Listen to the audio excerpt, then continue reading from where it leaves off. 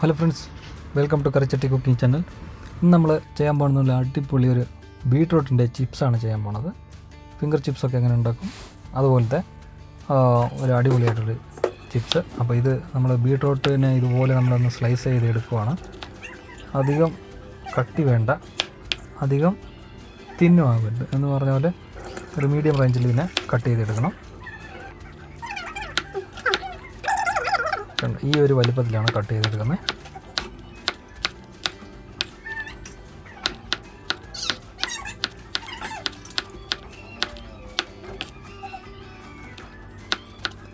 ഇതുപോലെ നമുക്ക് എല്ലാ ബീട്രൂട്ടും ഇതുപോലെ സ്ലൈസ് ചെയ്തെടുക്കണം.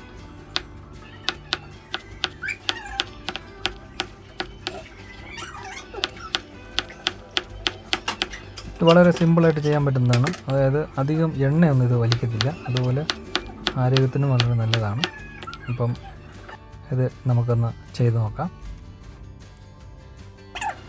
ഇതിനോടൊപ്പം കുറച്ച് കറിവേപ്പിലയും കൂടി ഇതുപോലെ ചെറുതായിട്ട് അരിഞ്ഞെടുക്കുകയാണ്.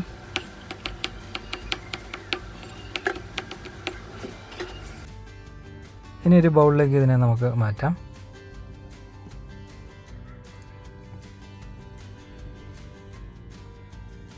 ഇനി നമ്മൾ അരിഞ്ഞു വെച്ച കറിവേപ്പിലയും കൂടി ഇതിനകത്ത് ചേർത്ത് കൊടുക്കുകയാണ്.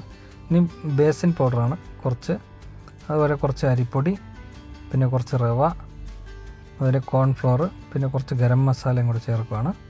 അതുപോലെ കുറച്ച് കുരുമുളക് പൊടി, പിന്നെ ജീരകപ്പൊടി, അതുപോലെ തന്നെ കുറച്ച് ഇഞ്ചി വെളുത്തുള്ളിയുടെ പേസ്റ്റ്, ഇനി കുറച്ച് ഉപ്പ്, ഇനി കുറച്ച് മുളക് പൊടി, ഇനി കുറച്ച് ബ്രെഡ് ക്രംബും കൂടെ ചേർത്ത് കൊടുക്കുകയാണ്. ഇനി ഇതിനെ നന്നായിട്ടൊന്ന് മിക്സ് ചെയ്തെടുക്കാം.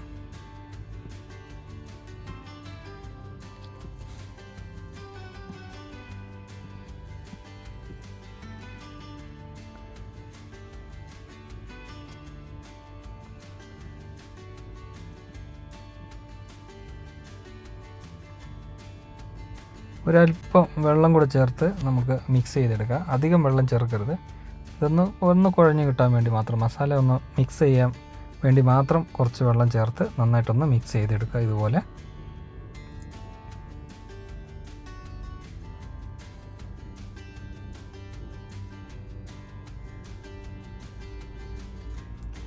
ഇനി ഒരു പാത്രം വയ്ക്കുന്നു. നമ്മൾ ഇതിനകത്തേക്ക് കുക്കിംഗ് ഓയിൽ ചേർത്ത് കൊടുക്കുകയാണ്.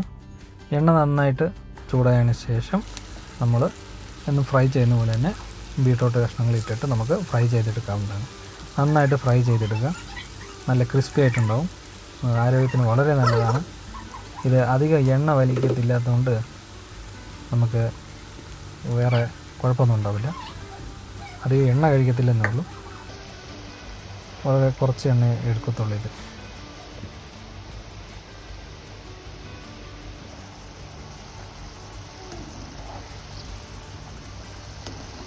നല്ല രീതിയിൽ ഫ്രൈ ആയി വരുന്നുണ്ട്.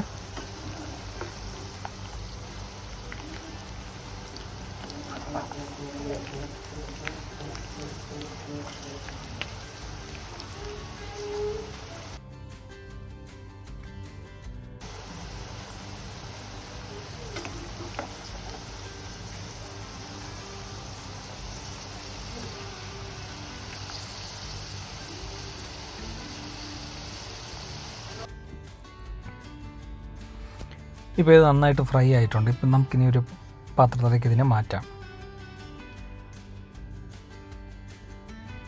നല്ല ക്രിസ്പി ആയിട്ടുണ്ട്.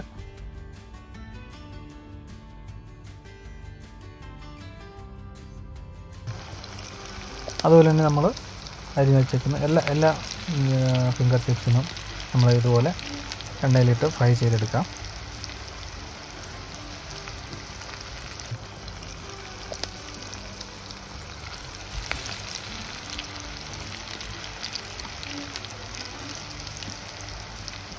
ഇത് ആഹാരത്തിൻ്റെ കൂടെ, ചായ കോഫിക്ക് അതിൻ്റെ കൂടെ നന്നായിട്ട്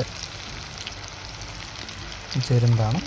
അപ്പം ഈ ചെറിയ റെസിപ്പി ഇഷ്ടപ്പെട്ടെന്ന് വിചാരിക്കുന്നു. നിങ്ങളിത് വീട്ടിൽ ചെയ്ത് നോക്കുക. വളരെ സിമ്പിളായിട്ട് നല്ല രുചിയായിരിക്കും ഇത്. എല്ലാവർക്കും ഇഷ്ടപ്പെടുന്നതായിരിക്കും. അപ്പോൾ ഈ ചെറിയ റെസിപ്പി ഇഷ്ടപ്പെട്ടാൽ ലൈക്ക് ചെയ്യുക, ഷെയർ ചെയ്യുക, കമൻറ്റ് ചെയ്യുക. അതുപോലെ തന്നെ അടുത്ത വീഡിയോയിൽ ഇനി കാണുന്നവരെ എല്ലാവർക്കും ബൈ ബൈ.